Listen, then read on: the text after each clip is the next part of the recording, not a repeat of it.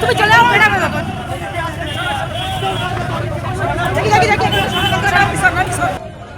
শাসনে আদি বিজেপির সঙ্গে নব্য বিজেপির মধ্যে সংঘর্ষে উত্তপ্ত গোলাবাড়ি বাজার, পরিস্থিতি নিয়ন্ত্রণে আনতে পুলিশের লাঠিচার্জ।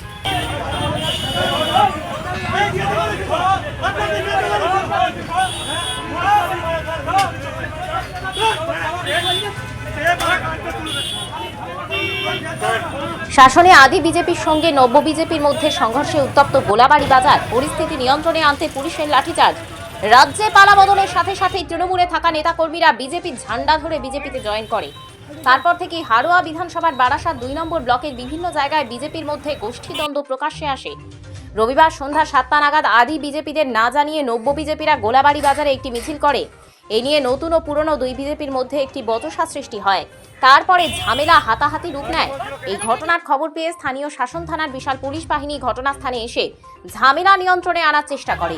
উত্তপ্ত গোলাবাড়ি বাজারে ঝামেলা নিয়ন্ত্রণে আনতে পুলিশের লাঠিচার্জ করতে হয়।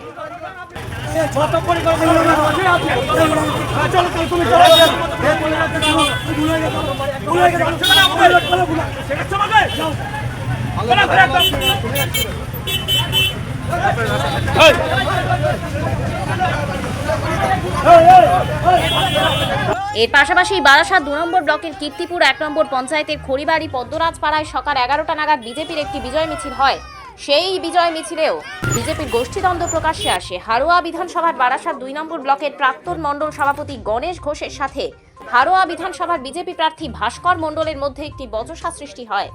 বিজেপির বিজয় মিছিল চলাকালীন দুই বিজেপি নেতৃত্বের মধ্যে হাতাহাতি সৃষ্টি হয়। ঘটনাস্থানে শাসন থানার পুলিশ কর্মীরা গিয়ে পরিস্থিতি নিয়ন্ত্রণে আনে।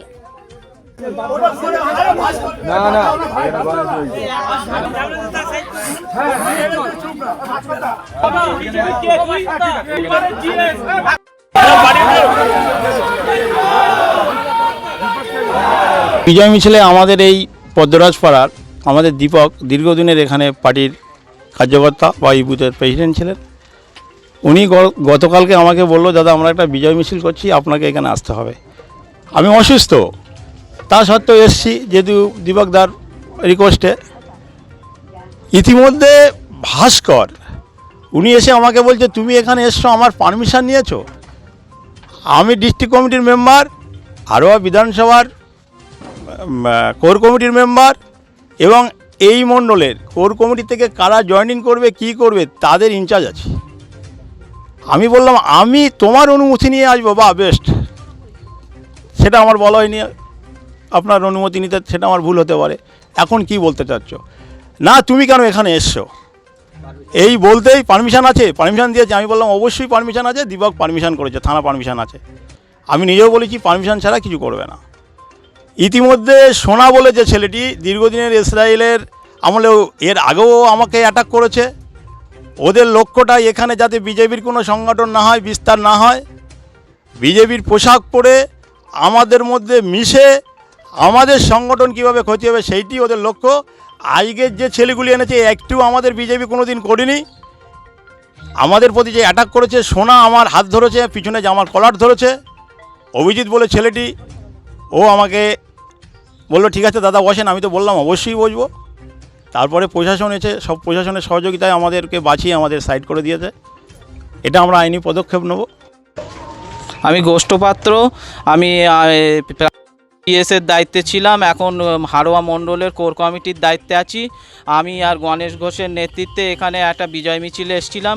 বিজয় মিছিলে আসার সঙ্গে সঙ্গে ভাস্কর দা মণ্ডল প্রেসিডেন্ট, তার নেতৃত্বে কিছু হারমাত বাহিনী যারা তৃণমূলের গুন্ডা ছিল, সেই সোনা বলে একটা তৃণমূলের গুন্ডা, সে এসেই আমাকে ধাক্কা মেরে ফেলে দেয় পুকুরের মধ্যে এবং মুখে ঘুষি মারে এবং বিভিন্ন রকমভাবে অত্যাচার শুরু করতে আমি পিছনে চলে আসি। ওদের অনেক লোকজন ছিল, আমি সামলাতে পারিনি, যার জন্য আমি মার খেয়ে গেছি।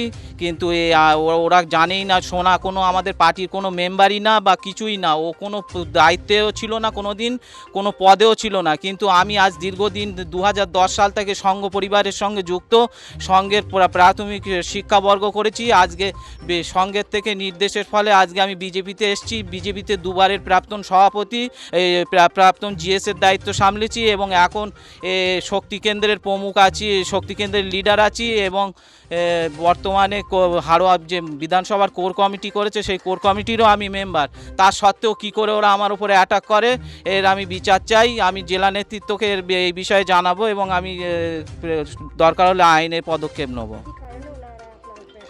আমি শুধু ভাস্কর মণ্ডলকে জিজ্ঞেস করেছি যে এখানে তো কোনো নির্দেশ নেই যে কীভাবে সবাই বিজয় উৎসবে যে কেউ আসতে পারে, তা আমি সেই হিসেবে এসেছি। আর তোমার যদি বসার দরকার হয় তুমি জেলাতে চলো, যেহেতু আমি একটা কার্যকর্তা কোর কমিটির মেম্বার, আমি তো ওকে বলতেই পারি যে তুমি জেলায় চলো, জেলায় গিয়ে আমরা মীমাংসা করি কিভাবে কি হবে, কিন্তু ও তৃণমূলের নেতার গুন্ডাদের এগিয়ে দিয়ে আমাকে মার খাইয়ে দিল।